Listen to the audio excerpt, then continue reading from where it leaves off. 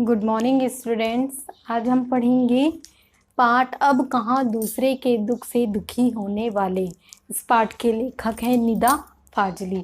तो पाठ को पढ़ने से पहले हम लेखक के बारे में जानते हैं। इनका जन्म 12 अक्टूबर 1938 को दिल्ली में जन्मे निदा फाजली का बचपन ग्वालियर में बीता। निदा फाजली उर्दू की साठोत्तरी पीढ़ी के महत्वपूर्ण कवि माने जाते हैं।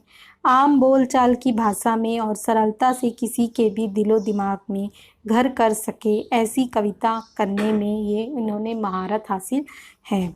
वहीं निदा फाजली अपनी गद्य रचनाओं में शेरो शायरी पिरोकर बहुत कुछ को थोड़े में कह देने के मामले में अपने किस्म के अकेले ही गद्यकार हैं, अर्थात वे बहुत कम शब्दों में ही बहुत अधिक बातें बोल देते हैं। निदा फाजली की लफ्ज़ों का पुल नामक कविता की पहली पुस्तक है। शायरी का किताब खोया हुआ सा कुछ के लिए 1999 के साहित्य अकादमी पुरस्कार से सम्मानित किया गया है। निदा फाजली की आत्मकथा का पहला भाग दीवारों के बीच और दूसरा दीवारों के पार शीर्षक से प्रकाशित हो चुका है। इन दिनों फिल्म उद्योग से संबंध है। यहाँ तमाशा मेरे आगे किताब में संकलित एक अंश प्रस्तुत है। तो निदा फाजली जो हैं फाजली उन्होंने बहुत कम शब्दों में ही इस पाठ को समझाया है। इस पाठ के माध्यम से हमें ये पता चलता है कि हर जीव जंतु को जीने का अधिकार है। जिस प्रकार मनुष्य कहीं पर भी रह सकते हैं, ठीक है, कोई सा भी काम कर सकते हैं, उसी प्रकार हर जीवधारियों को भी जीने का अधिकार है। इस पाठ के माध्यम से बताया गया है किसी भी जीवधारी को अगर उसके आशियाने से हम हटा देते हैं तो उसकी हमें कहीं ना कभी तो हमें भरपाई करनी ही पड़ती है। इस पाठ के माध्यम से यही बताया गया। तो चलिए पाठ पढ़ते हैं। अब कहाँ दूसरे के दुख से दुखी होने वाले, इस पाठ में कहा गया कि अब कहाँ मनुष्य, अभी मनुष्य, आज का मनुष्य इतना अपने लिए, सिर्फ अपने में ही इतना खो गया है कि उसे किसी के दूसरे के दुख के बारे में कोई ध्यान नहीं है। बाइबिल के सोलोमन, जिन्हें कुरान में सुलेमान कहा गया है, ईसा से 1025 वर्ष पूर्व एक बादशाह थे। कहा गया है वह केवल मानव जाति के ही राजा नहीं थे, सारे छोटे बड़े पशु पक्षी के भी हाकिम थे। वह इन सबकी भाषा भी जानते थे। एक दफ़ा सुलेमान अपने लश्कर के साथ एक रास्ते से गुजर रहे थे। रास्ते में कुछ चींटियों ने घोड़ों की टापों की आवाज़ सुनी तो डर कर एक दूसरे से कहा, आप जल्दी से अपने अपने बिलों में चलो, फौज आ रही है। सुलेमान उनकी बातें सुनकर थोड़ी दूर पर रुक गए और चींटियों से बोले, घबराओ नहीं, सुलेमान को खुदा ने सबका रखवाला बनाया है। मैं किसी के लिए मुसीबत नहीं हूँ, इस सबके लिए मोहब्बत हूँ। चींटियों ने उनके लिए ईश्वर से दुआ की और सुलेमान अपनी मंजिल की ओर बढ़ गए। तो यहाँ पे बताया गया बाइबल में एक सोलोमेन नामक व्यक्ति के बारे में बताया गया है, जो हर जीवधारी यानी हर पशु हो, पक्षी हो या छोटे छोटे जीवधारी हो, उन सब की भाषाओं को वो अच्छे से जानता था। तो एक बार वह यात्रा के दौरान आ रहा था तो उसे घोड़ों, वाजिब सी बात है कि यहाँ पे किसी राजा की बात कही गई है तो वह क्या है, बादशाह की बात की गई है तो वह घोड़ों से ही आएंगे। तो जब वो घोड़ों से आ रहा था तो छोटी छोटी चींटियाँ अपने रास्ते में जा रही थी, तो उन्हें इस बात का आभास होता है कि घोड़ों के टापों की यानी घोड़ों के पैर की आवाज़ आ रही है, तो हमें संभल कर रहना है। यही बात सोलोमेन समझ जाता है और वह क्या करता है, उनसे कहता है कि घबराओ नहीं, मैं खुदा का क्या हूँ, रखवाला हूँ, मैं सबकी देखभाल करूँगा। ठीक है, आगे आते हैं। ऐसी एक घटना का जिक्र सिंधी भाषा के महाकवि शेख हयात ने अपनी आत्मकथा में किया है। उन्होंने लिखा है, एक दिन उनके पिता कुएं से नहाकर लौटे। माँ ने भोजन परोसा। उन्होंने जैसे ही रोटी का कौर टुकड़ा तोड़ा, उनकी नज़र अपनी बाजू पर पड़ी। वहाँ एक काला चोटा रेंग रहा था। वह भोजन छोड़कर उठ खड़े हुए। माँ ने पूछा, क्या बात है, भोजन अच्छा नहीं लगा? शेख अयाज के पिता बोले, नहीं, यह बात नहीं, मैंने एक घर वाले को बेघर कर दिया है। उस बेघर को कुएं पर उसके घर छोड़ने जा रहा हूँ। अब यहाँ पे देखिए, पहले एक व्यक्ति के बारे में बताइए जिसे जीवधारियों की देखभाल करने का बहुत इच्छा है। ठीक है, ऐसे व्यक्तियों के बारे में बताया गया इस पाठ में जो जीवधारी हों, पशु पक्षियों, सबका ध्यान रखते हों। तो यहाँ पे दूसरी घटना शेख हयाज की भाषा, शेख हयाज जो है सिंधी भाषा के कवि हैं, उनकी पुस्तक से लिया गया, उनकी आत्मकथा से लिया गया। उसमें बताया गया कि एक पिता जो है कुएं से नहा कर आते हैं। एक दिन उनके पिता कुएं से नहा कर आते हैं और माँ ने उन्हें भोजन परोसा। उन्होंने रोटी का जैसे ही छोटा टुकड़ा तोड़ा, उनकी नज़र अपनी बाजू पर पड़ी। वहाँ एक काला चोटा रेंग रहा, यानी चींटी का होता है, उसको बड़ा चींटी बोलते हैं, ठीक है, चीता। तो वह रेंग रहा था। उन्होंने भोजन छोड़कर, माँ ने पूछा क्या बात है, भोजन अच्छा नहीं लगा? शेख हयाज के पिता बोले, नहीं यह बात नहीं, मैंने एक घर वाले को बेघर कर दिया है, उस बेघर को कुएं पर उसके घर छोड़ने जा। मतलब आप यहाँ पे इस पाठ में यही बताया गया कि आज मतलब उस समय भी कुछ ऐसे लोग होते थे जो छोटे छोटे जीवधारियों को भी बहुत महत्व देते थे। बाइबिल और दूसरे पावन ग्रंथों में नूह नाम के एक पैगंबर का जिक्र मिलता है। उनका असली नाम लश्कर था, लेकिन अरब ने उनको नूह के लक़ब से याद किया। वह इसलिए कि आप सारी उम्र रोते रहें। इसका कारण एक जख्मी कुत्ता था। नूह के सामने से एक बार एक घायल कुत्ता गुजरा। नूह ने उसे धुतकारते हुए कहा, दूर हो जा गंदे कुत्ते। इस्लाम में कुत्तों को गंदा समझा जाता है। कुत्ते ने उनकी धुतकार सुनकर जवाब दिया, ना मैं अपनी मर्जी से कुत्ता हूँ, ना तुम अपनी पसंद से इंसान हो। बनाने वाला सबका तो वही एक है। अब यहाँ पे बाइबिल के बारे में बताया गया है कि नूह नाम के एक पैगंबर का जिक्र बाइबिल में मिलता है। उसका नाम लश्कर था, ठीक है। और बाइबिल में मतलब कहा गया है कि इस्लाम में कुत्तों को गंदा समझा जाए, तो वह कुत्ते को धुतकारते हुए कहते हैं, कुत्ते को धुतकारते हुए धुतकार रहे थे। तो उस जवाब में कुत्ता कहता है कि ना मैं मर्जी से आया हूँ, ना मैं मर्जी से कुत्ता हूँ, और ना तुम क्या हो, मर्जी से इंसान हो। बनाने वाला सब क्या है, एक ही है। मट्टी से मट्टी मिले खो के सभी निशान, किसमें कितना कौन है कैसे हो पहचान। अब यहाँ पे बताएंगे हर इंसान जन्म लेता है तो वह किसमें मिलता है, मिट्टी में ही मिलता है। मिट्टी में ही जन्म लेते हैं और मिट्टी में ही मिलते हैं, ठीक है। मरने के बाद कोई किसी के निशानों को नहीं देखता, ठीक। किसमें कितना कौन है कैसे हो पहचान, अर्थात किसी के बारे में कोई कैसे जान सकता है, ठीक है। वो जब तक इंसान जीवित रहता है उसके बारे में हम जानते हैं, लेकिन मरने के बाद सबको भूल जाते हैं। नूह ने जब उसकी बात सुनी और दुखी हो मुद्दत तक रोते रहे। नूह जब उसकी बात सुनता है तो वह क्या होता है, रोने लगता है। महाभारत में युधिष्ठिर का जो अंत तक साथ निभाता नजर आता है, वह भी प्रतीकात्मक रूप में एक कुत्ता ही था।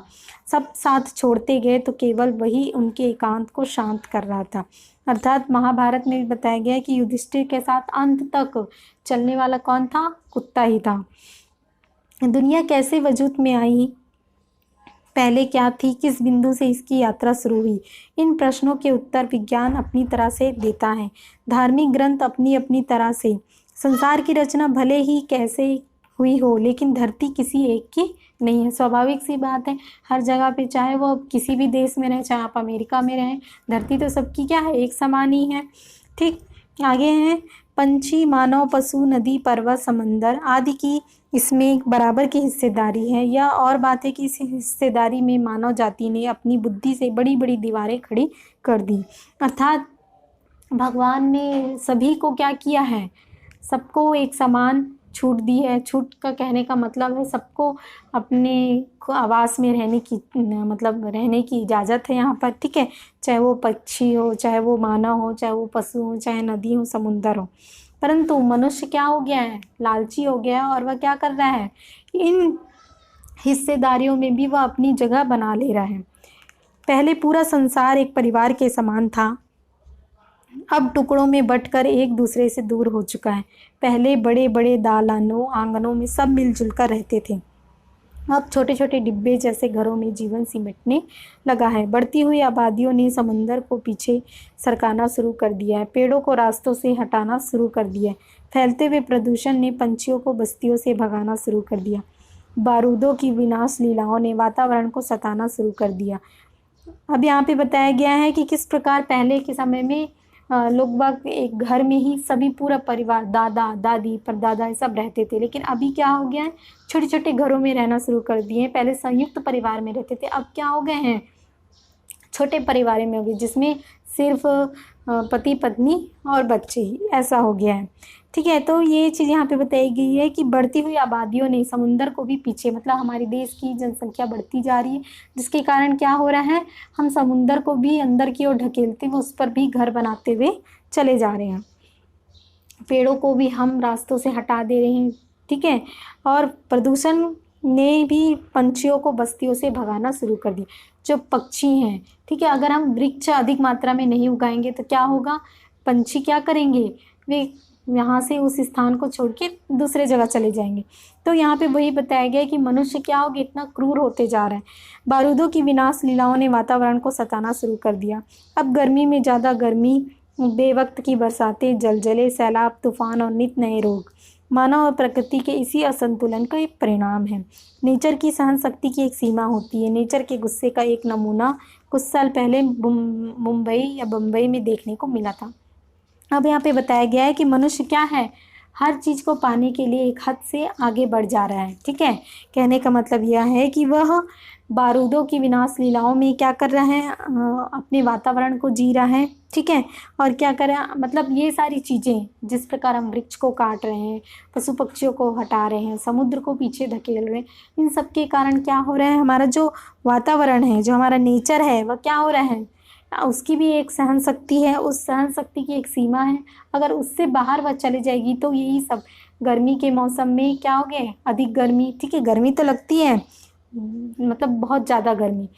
देखिएगा बारिश होती है तो बेवक्त बारिश, अगर बारिश का मौसम भी नहीं होगा तभी गर्मी में भी अचानक से बारिश हो जाती है, ठीक। तूफान आते हैं, नए रोग आते हैं, मानव और प्रकृति के इसी असंतुलन के ये सब क्या है, परिणाम है।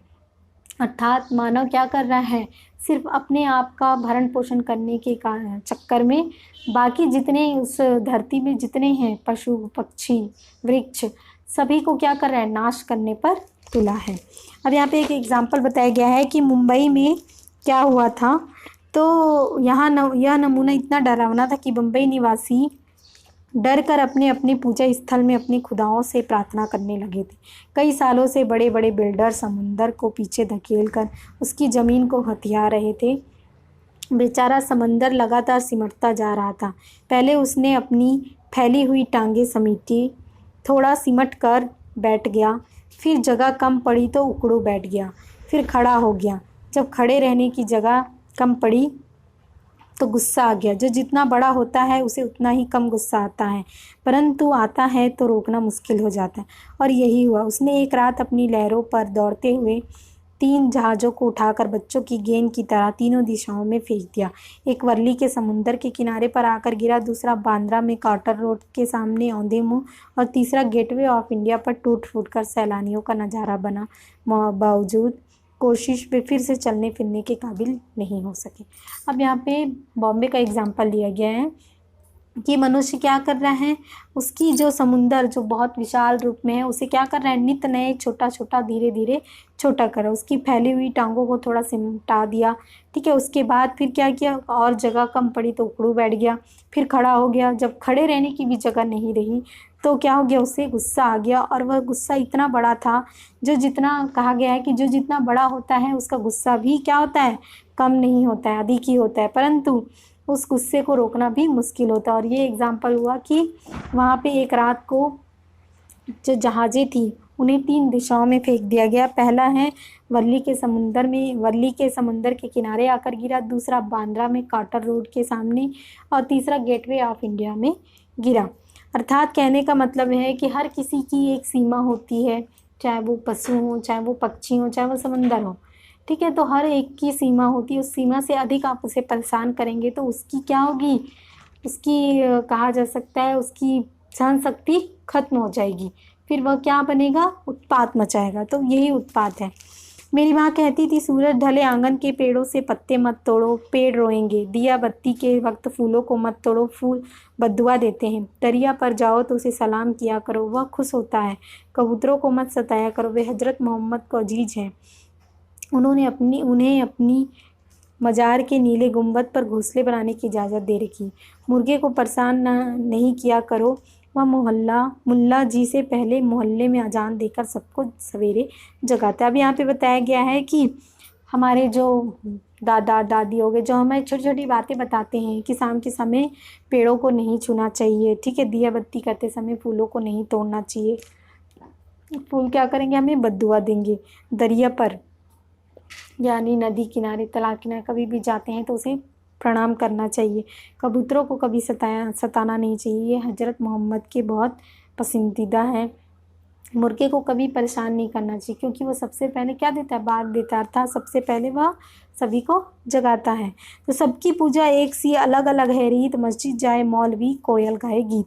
अब यहाँ पे बताया गया कि सबकी पूजा क्या है, एक समान है, ठीक है। कोई दोनों हाथ जोड़ के प्रणाम करता है, तो कोई दोनों हाथ फैलाकर प्रणाम करता है। अर्थात सबके जो रीत है, जो ढंग है, वो सबका अलग अलग है, लेकिन सब क्या कर रहे हैं, भगवान को भाव दे रहे हैं। अर्थात मस्जिद जाओ या मौलवी के पास जाओ, गीत तो एक ही है।